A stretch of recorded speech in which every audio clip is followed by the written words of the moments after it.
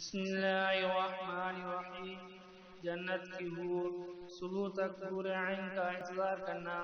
قسط نمبر 36۔ جو میرا ہے میں اس کو دیکھتی ہوں، اس کو پتہ چلے میں کتنی بار اس کو دیکھتی ہوں۔ 3 بار دن میں دیکھتی ہوں، 2 بار رات کو دیکھتی ہوں، لیکن وہ مجھے نہیں دیکھتا۔ کاش وہ مجھے دیکھتا تو دنیا کو بھول جاتا اور خوشی سے مر جاتا، لیکن میں اس کو کہتی ہوں صبر کرنا، دنیا میں چند دنوں کی تکلیفیں گزر جائے گی، بس وہ تھوڑا سا انتظار کر لے۔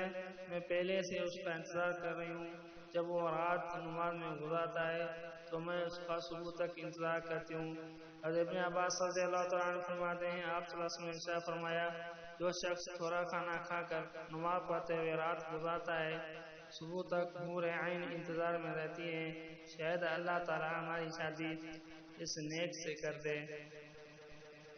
بسم اللہ الرحمن الرحیم۔ جنت کی حور، حور کا طلبگار اور امت کے لیے خوشخبری۔ قسط نمبر 37۔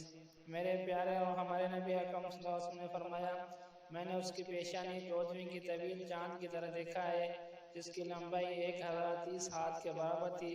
اس کے سر میں 100 مینڈیاں تھیں، ہر مینڈی سے دوسری تک 70,000 چوٹیاں تھیں، اور چوٹی چودھویں کے چاند سے زیادہ روشن تھی۔ موتی کا تاج سجا تھا اور جواہر کی لہریں اس کی پیشانی پر پڑی تھی۔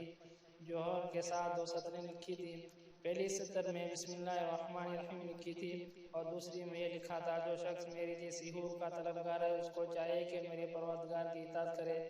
پھر حضرت جبرائیل علیہ السلام کا، اے محمد صلی اللہ علیہ وسلم، یہ اور اسی طرح کی حوریں آپ کی امت کے لیے ہیں، آپ بھی خوش ہو اور اپنی امت کو خوشخبری سنا دے اور ان کو نیک اعمال میں محنت اور کوشش کا حکم دے۔